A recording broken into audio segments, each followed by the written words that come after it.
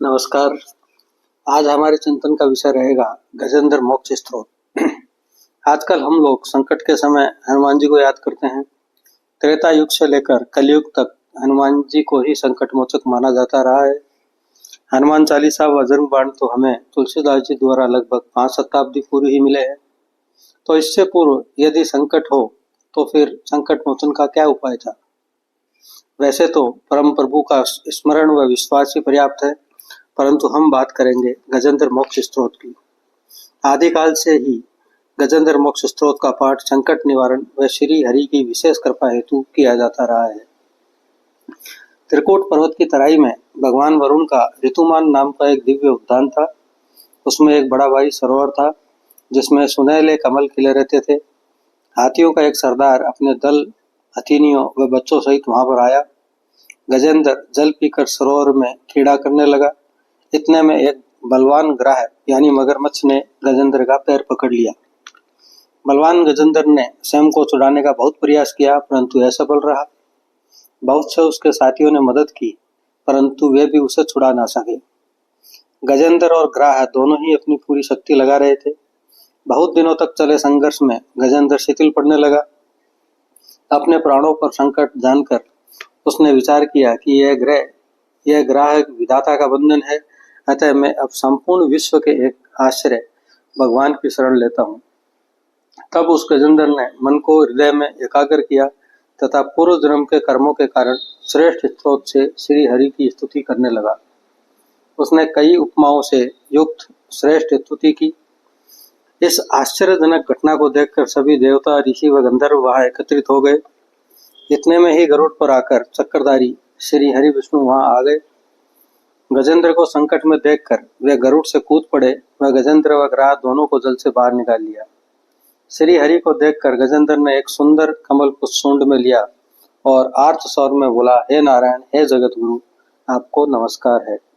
इतने में ही श्री हरि ने चक्र से ग्राह का मुख फाड़ डाला और गजेंद्र को मुक्त करा लिया। वह ग्राह तुरंत ही दिव्य स्वरूप को प्राप्त हो गया व मुक्त हो गया।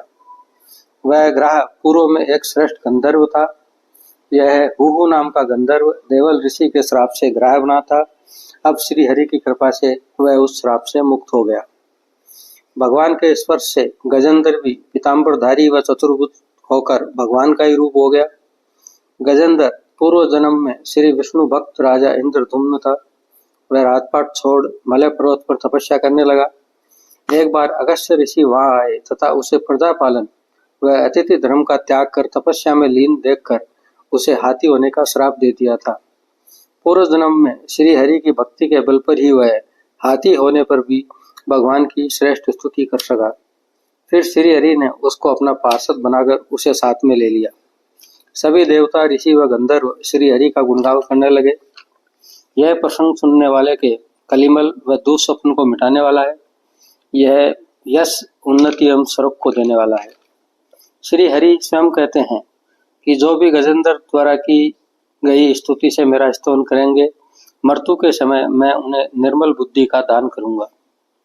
उन्होंने कहा कि जो भी एकाग्रचित होकर मेरा गजेंद्र सरोवर, इस पर्वत व उद्यान, क्षीर सागर, श्वेतद्वीप, श्रीवत्स, कौस्तुभमणि, वनमाला, कोमोद गदा, सुदर्शन चक्र, पाषाण, शंख, गरुड़, शेष जी, लक्ष्मी, ब्रह्मा जी, शिव जी, नारद, प्रहलाद, मत्स्य, कश्यप, वराह, सूर्य, चंद्रमा, अग्नि, ओंकार, सत्य, मूल प्रकृति, गौ, ब्राह्मण, सनातन, सोम, कश्यप, गंगा, सरस्वती, अलकनंदा, यमुना, ऐरावत, ध्रुव, सप्तऋषि, पवित्र कीर्ति महापुरुषों का स्मरण करता है, वह समस्त पापों से छूट जाता है, क्योंकि ये सब मेरे ही रूप है और अंतर्धान हो गए।